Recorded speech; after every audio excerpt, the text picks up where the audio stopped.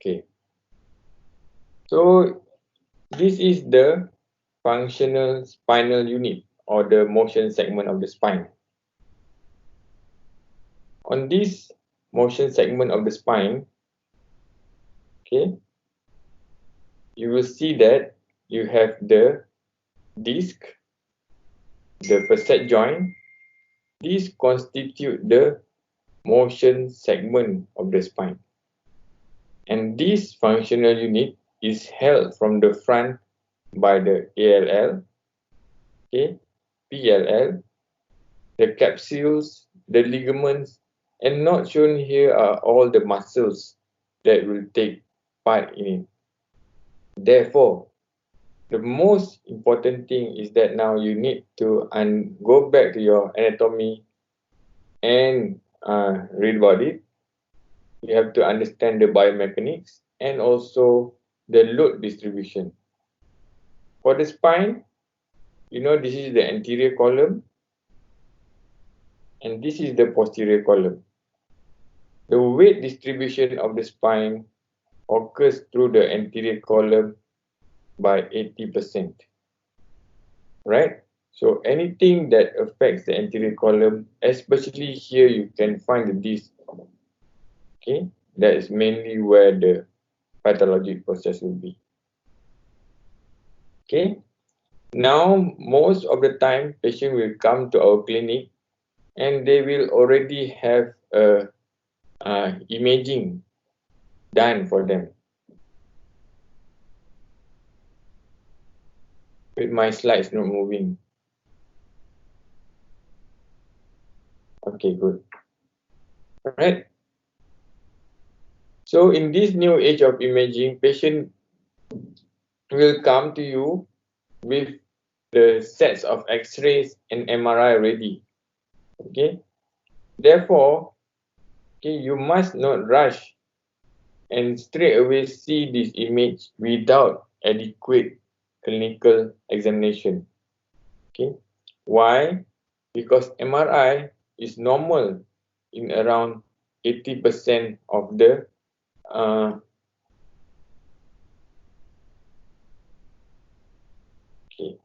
MRI is actually when you are less than 60 years old, you will have 20% abnormal MRI in a normal asymptomatic individual. And as you go more than 60-year old, around 57% of the MRI will look abnormal even though the patient is asymptomatic. Okay, so if you treat the MRI without doing adequate clinical examination, okay, you will bound to have failure.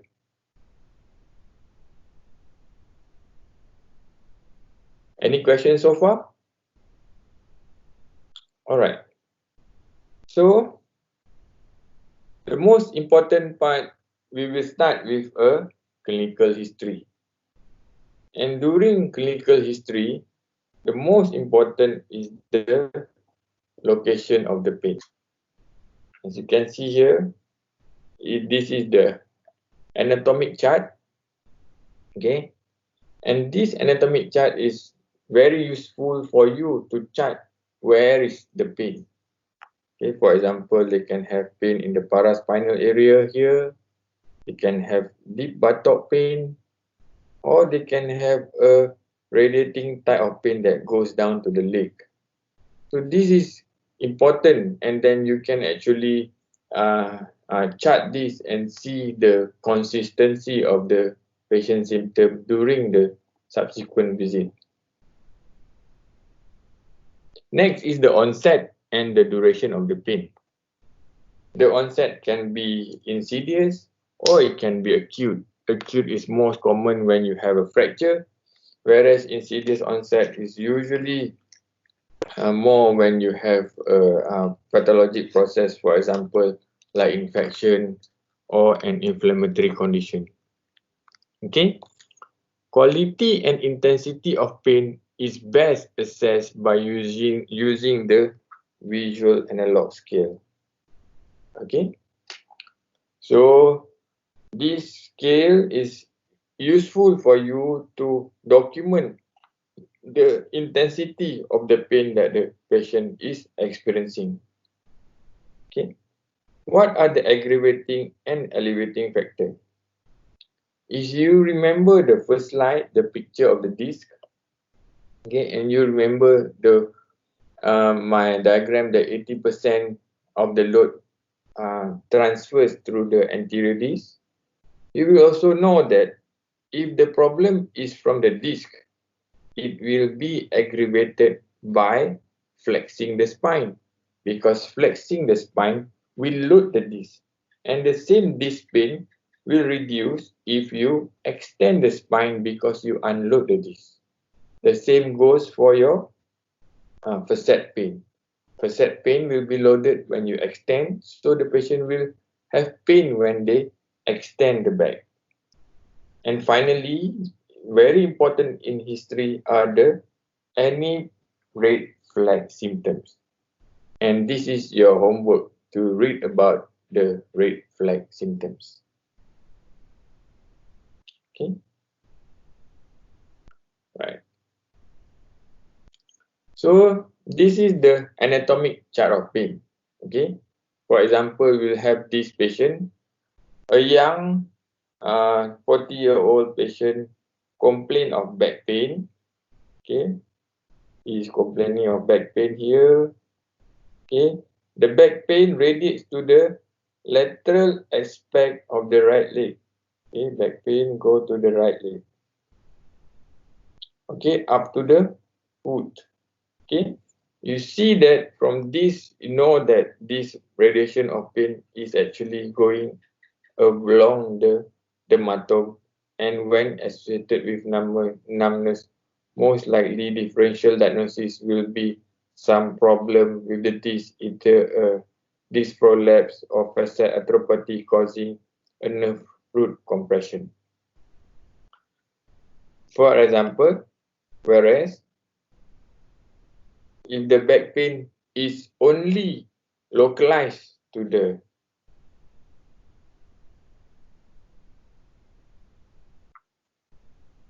I'm still waiting for the slide to load. Okay.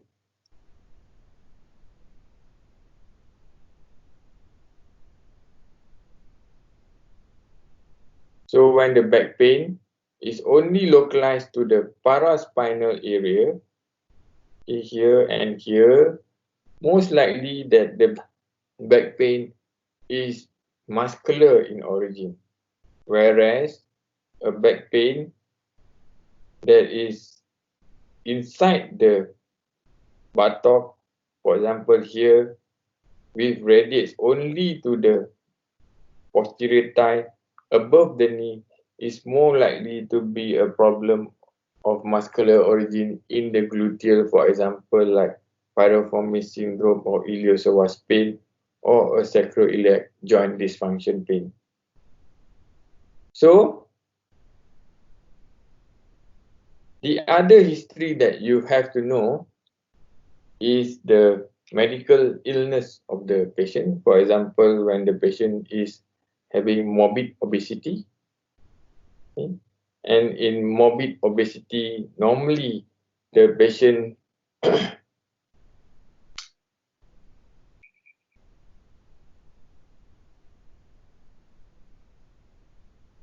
sorry, very slow.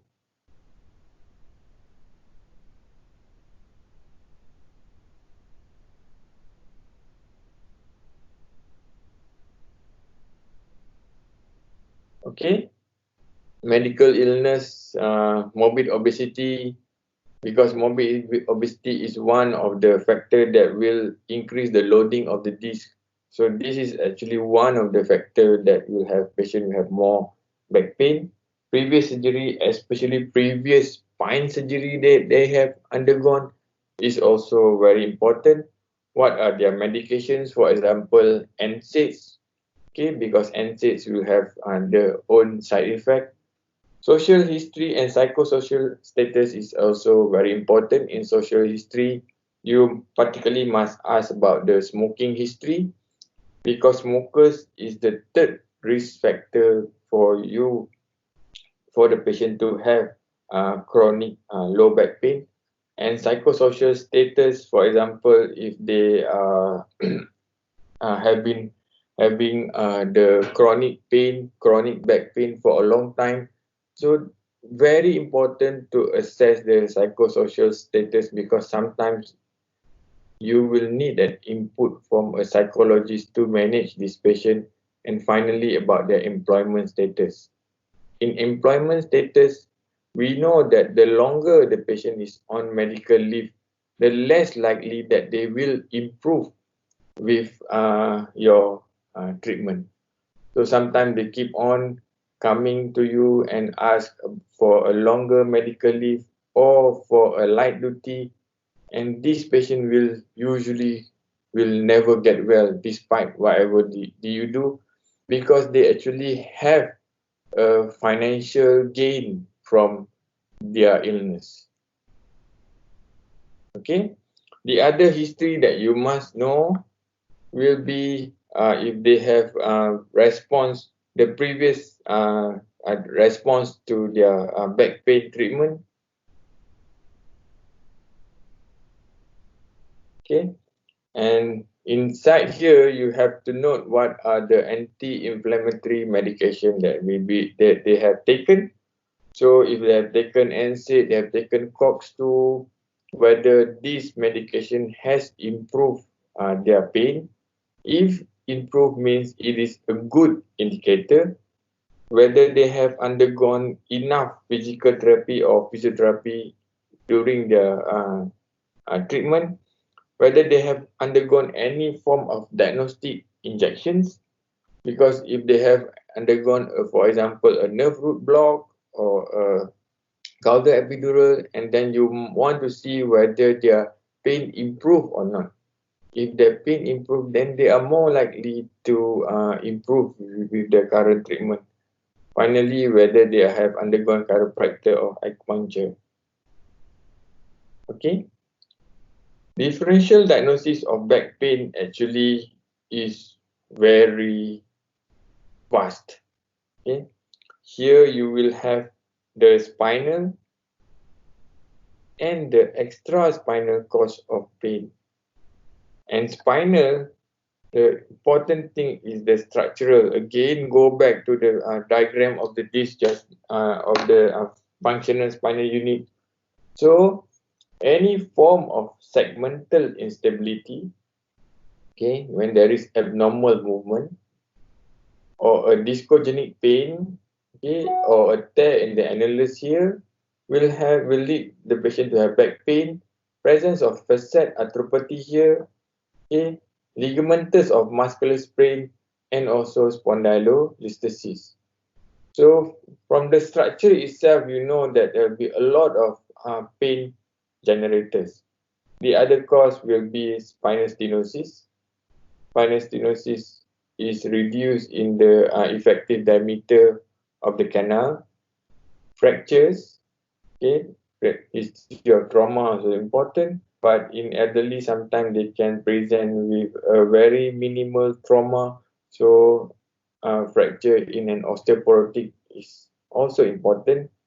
Infections, they can present with pyogenic or osteomyelitis of the spine or tuberculosis of the spine.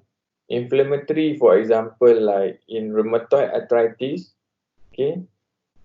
And tumors, likely primary spine tumors are not common, less than 1%, and more commonly is the secondary tumor to the spine. Okay, secondary tumor to the spine is more important. So you have to ask history of previous treatment. For example, they have a breast cancer 5 years ago. So the pain now can be actually coming from a metastatic disease to the spine. Okay. Extraspinal, you have to see the referred pain chart here. So nearly all the structure, for example, from the renal, for example, if they have a renal stone, pyelonephritis, or a urinary tract infection can actually present as back pain. Duodenal ulcer can also present as a back pain. Okay, pancreatitis, aortic aneurysm, and in gynecology, you can have ectopic pregnancy and endometriosis presenting as back pain. Okay, in orthopedic, don't forget about the hip, the sacroiliac joint, and scapulothoracic pain, and this can also present with back pain. So from this slide, you see that the differential diagnosis is a lot. Okay, so from your history and your clinical examination, you want to actually go back and find out what is the differential diagnosis of the back pain. So you need to narrow it down to relevant organ system, okay, along with complete neurological examination. And this clinical history actually paved the pathway for your clinical examination.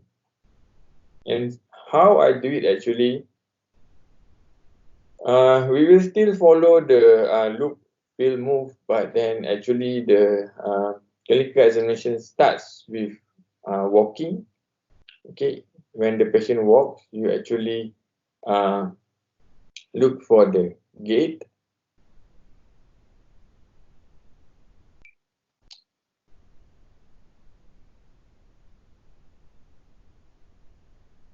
Okay,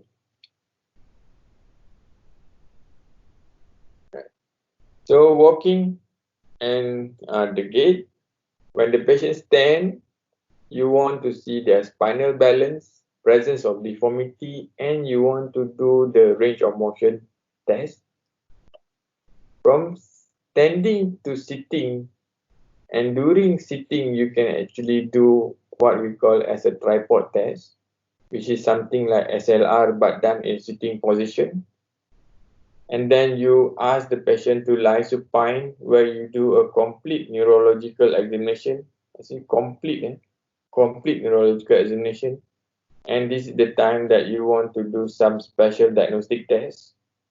When they're lying to the side is the time you want to test the hip abduction. You want to do per rectal examination when indicated, and this is also the time to do some special diagnostic test, for example, like for piriformis or sacroiliac joint compression test. And when they're lying prone is the only time that you can comfortably palpate the lower back and also do some special tests like a reverse SLR. So the physical examination actually begins as soon as the patient walks in, and now you will observe their gait, you will see their posture, you will see the deformity, and you want to see the position of the pelvis, hips, and knees. You will understand better in the subsequent slides. Okay.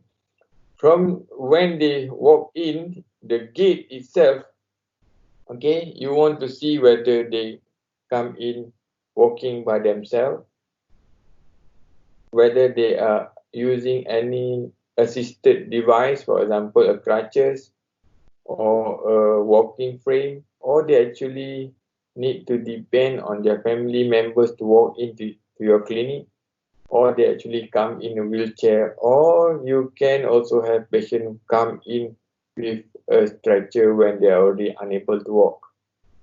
Okay.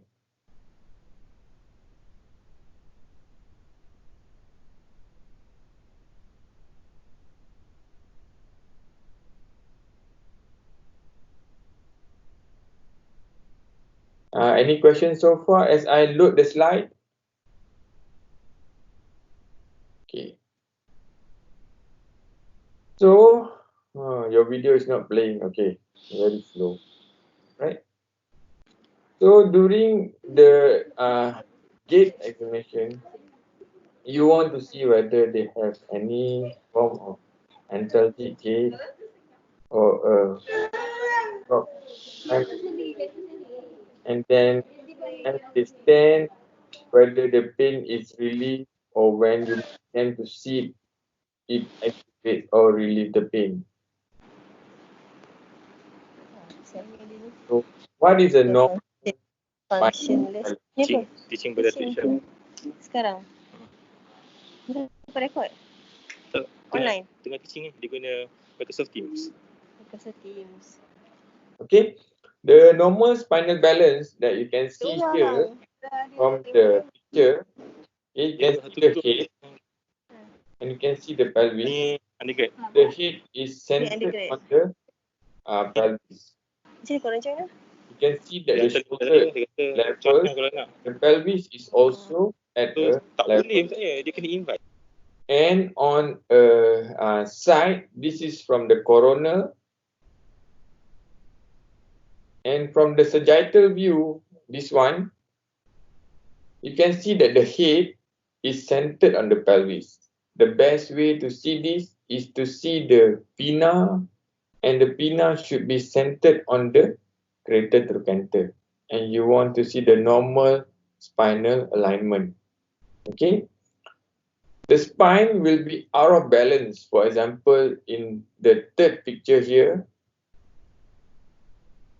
okay, you can see that the head is not in the center, right? You can see the pelvic is tilted. You can see that there is an apparent limb length discrepancy because of the tilted pelvis.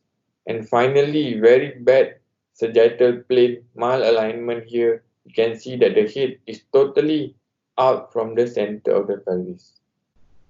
Okay, a knowledge of a normal spinal balance is important for us to see what will be a pathological state. So again, in this picture should have a head here. Right, can see from a normal balance, you can see the cervical lordosis, thoracic kyphosis, and the lumbar lordosis. Can see from the picture here, can see the head. The head is centered on the pelvis. Sorry, my drawing not adequate, not correct. Okay. Right. Can see that the pelvis is symmetrical. The shoulder is balanced. Can see that the shape of the trunk is also symmetrical. Can see that the space from the hand on the right and left side is symmetrical. You can see the loin folds here are also symmetrical. This is how a normal coronal balance will look when the patient stands.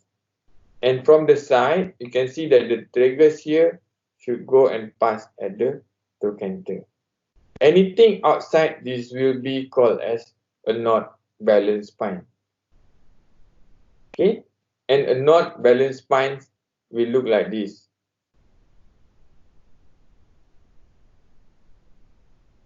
Okay, so this is how in this picture is the abnormal state where there is loss of a normal sagittal balance. And this picture, the young guy here is actually compensating to maintain a normal balance.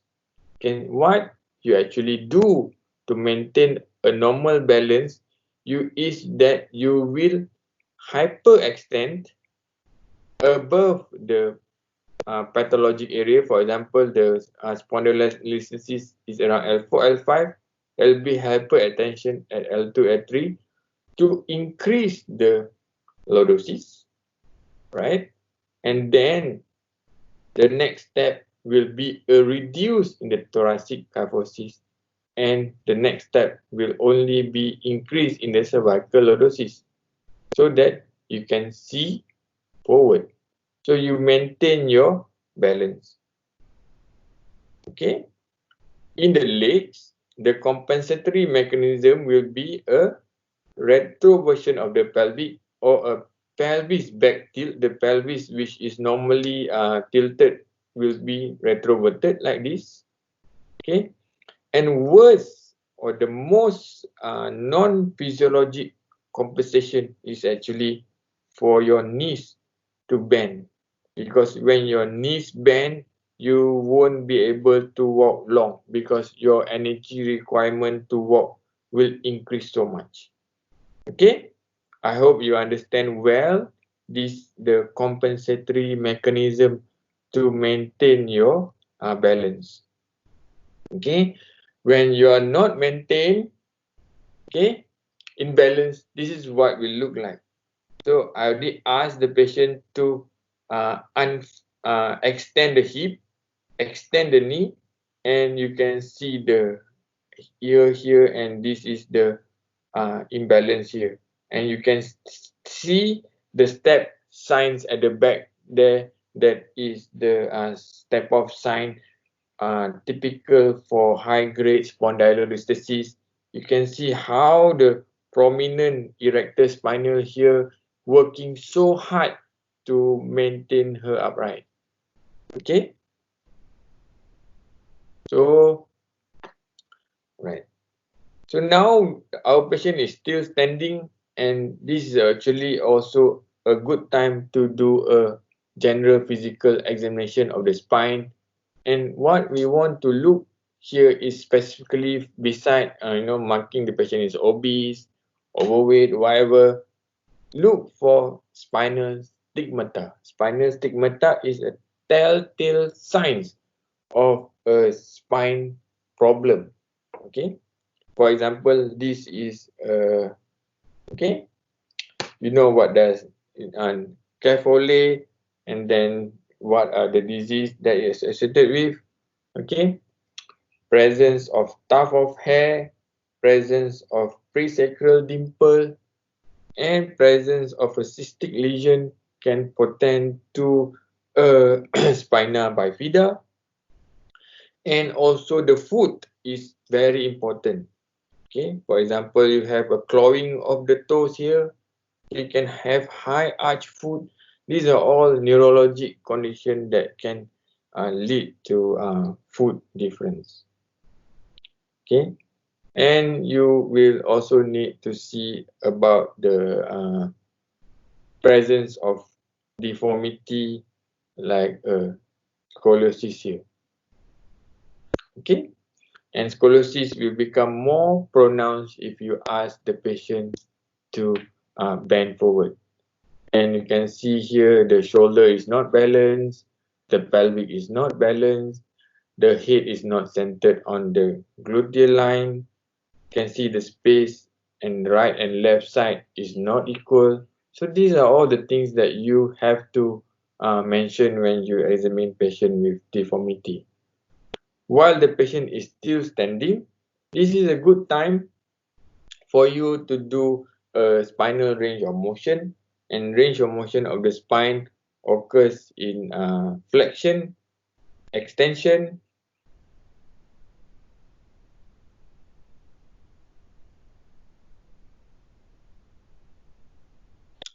okay, flexion. And when the patient flex, you can note how much is the distance of the finger to the ground, extension, lateral bending, and in this picture not shown rotation. That's a very gross way to assess the patient's range of motion. A more accurate way will be doing a Schober's test.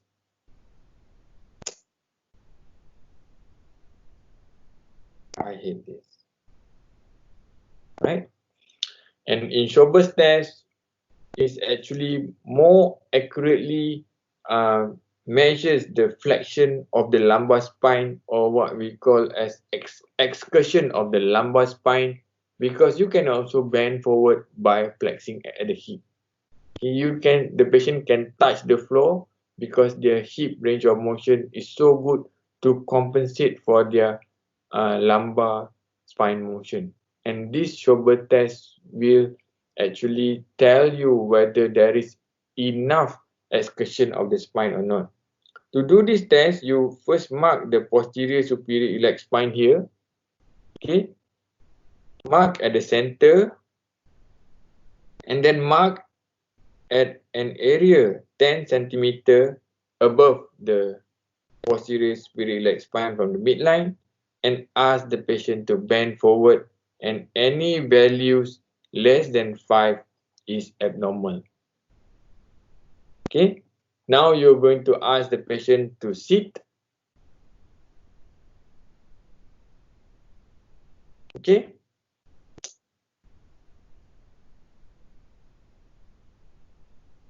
right?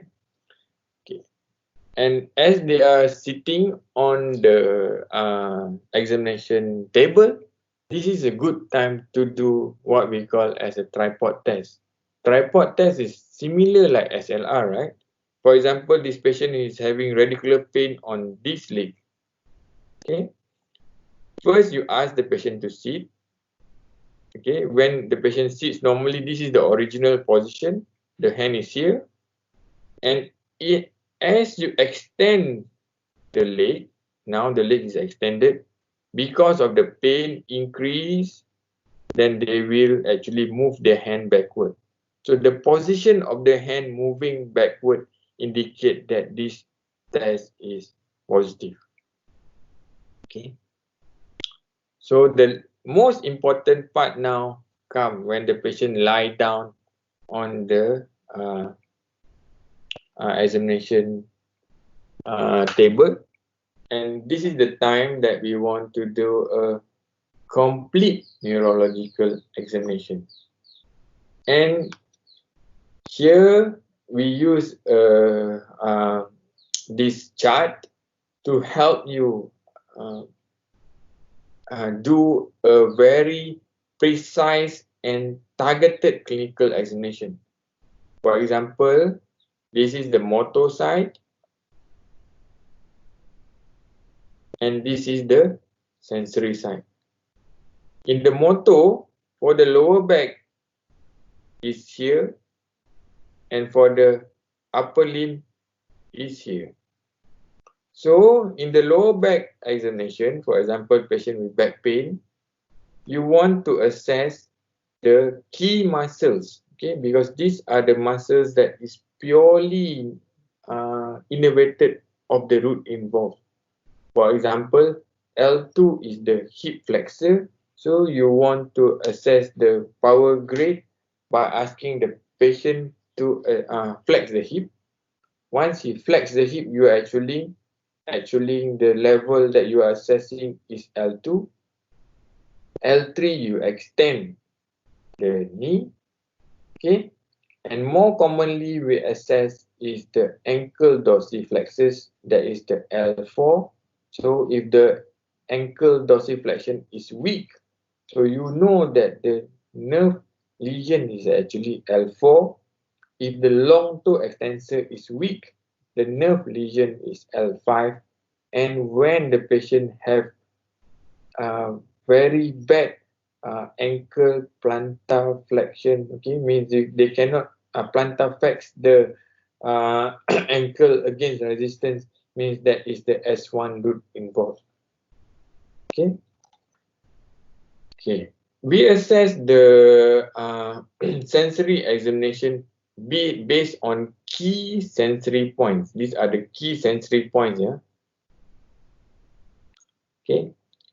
This on the body, all these black spots, yeah, they are not pimples, they are not chicken pox lesions, they are actually the key sensory point.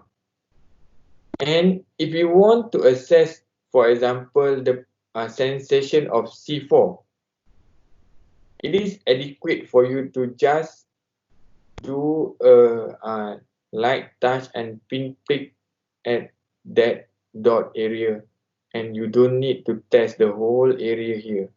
Just the dot is enough. And if you are going to talk about C5, you just put your light touch and pinprick at the lateral side of the elbow. Okay. For T1, it's at the medial side of the elbow.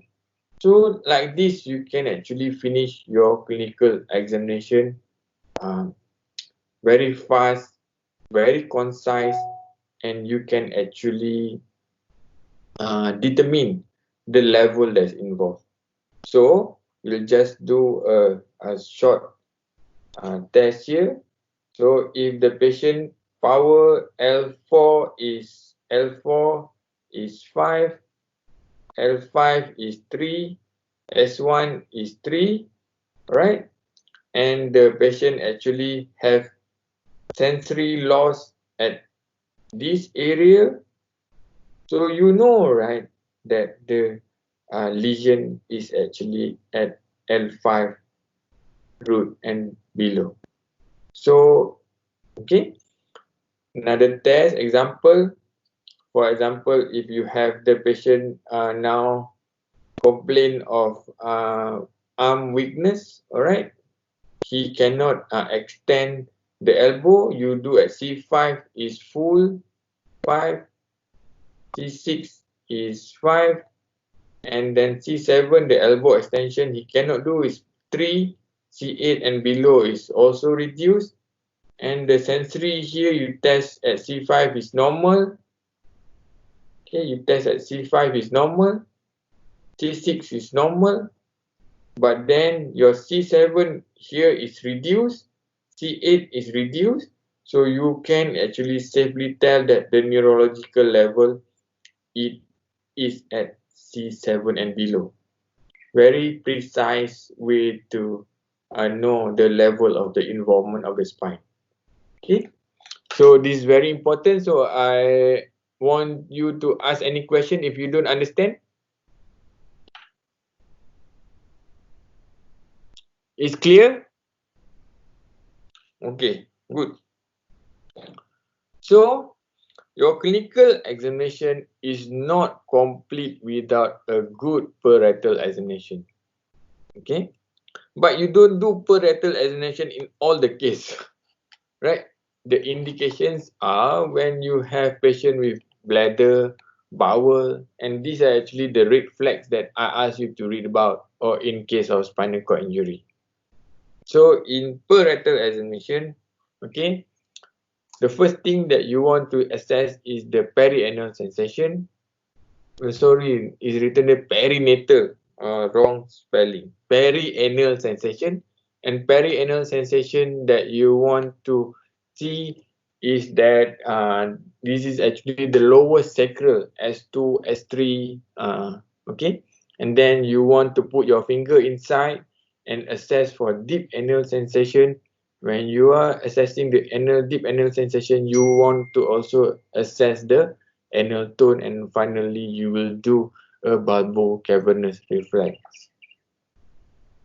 Okay. Now only you ask the patient from supine. The patient now will go to prone, and during prone position is the time that you want to do your palpation. Palpation of the spine starts in the midline. Okay. So you want to palpate the tip of the coccyx down here. Then you first palpate the first spinous process that you will feel will be the L5. Then you go along the spinous process palpating the pain or palpating for tenderness. After you move from the midline, you want to palpate with both your hands on the sides. Oops.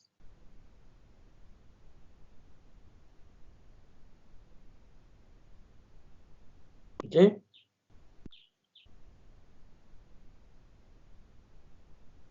Palpate from the side for the paraspinal muscle tenderness, and during palpation from the side you can also feel for the facet joint transverse process along this area. If you can see from the picture, okay, you can see that this side is actually more prominent, right? This side is more prominent. You can see here the posterior superior iliac spine on this two picture is actually different. You can see that the muscle here is also different. So by a good clinical examination, by palpation, you can actually know that this patient actually having some form of paraspinal muscle spasm and also a sacroiliac joint problem just by palpating and looking at this picture. Okay, so this is another way to palpate. Okay, so video is not moving. Okay, moving also different. It's not smooth, but if you can see here, I palpate and then there is a depression at the back which can be made out. Okay, so sorry, the video doesn't work properly on your end.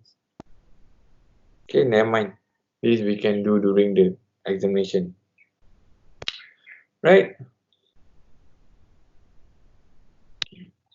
So the special test that you need to do, okay, so the most important special test is the straight leg raise test or Lasag test, Patrick test.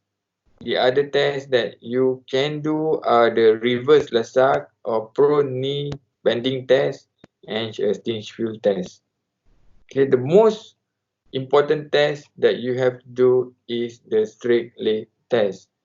Here you raise the patient's leg, and as you raise the patient's leg between 35 to 75 degrees, if they have a pain that radiates down the leg, or they feel the leg become weaker, or when they experience the numbness or tingling in the leg, it is a positive straight leg test.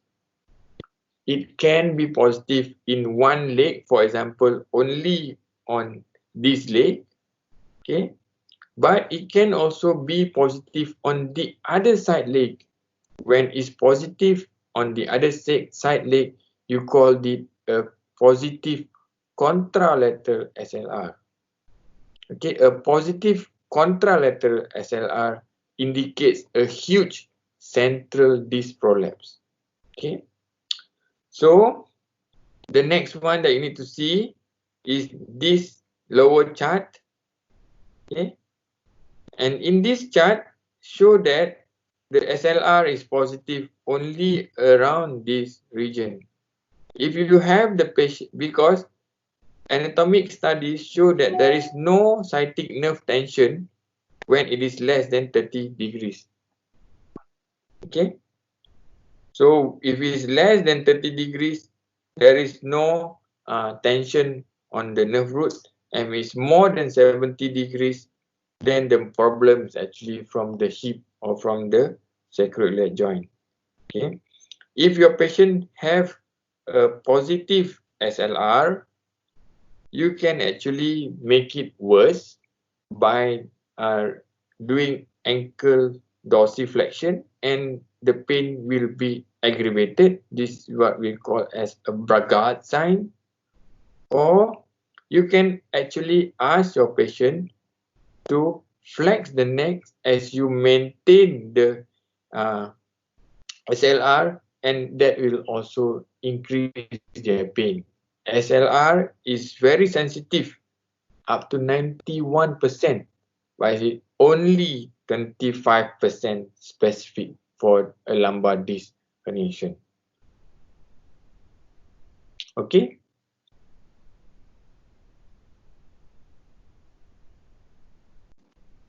My slide not moving again. Okay. Okay. So the next test that you have to know is Patrick test.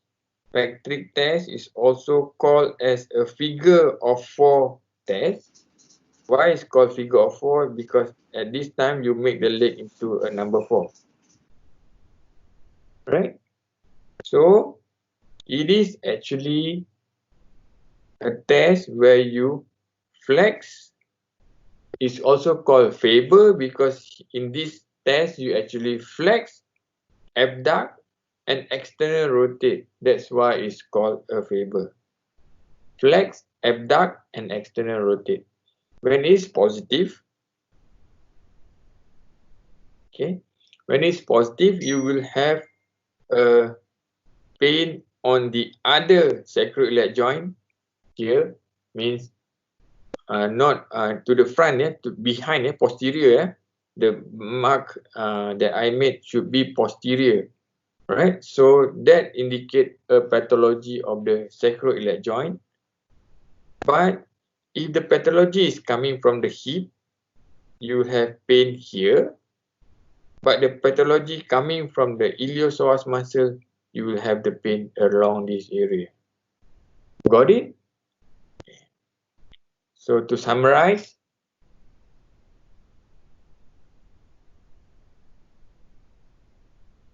clinical history and physical examination of the spine is mandatory.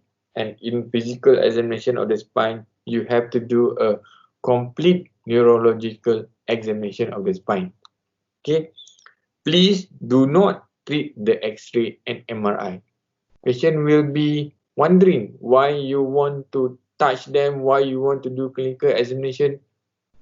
But then you have to remember the third slide where in patient more than 60-year-old, up to 57 or up to 60% MRI will be abnormal in asymptomatic patient. So resist the temptation to treat the MRI. Even though if you go to private doctors, nowadays that will be the first thing that they will do. You come there, complain of back pain, straight away MRI without even do a good clinical examination. So resist the temptation to treat the X-rays and the MRI, because without clinical examination, it will lead you to a wrong diagnosis. Okay, so must also analyze differential diagnosis and examine based on your differential diagnosis, and always maintain good communication with your patient and explain the clinical importance, how important is your clinical examination before going for imaging. Okay, so now I open for questioning.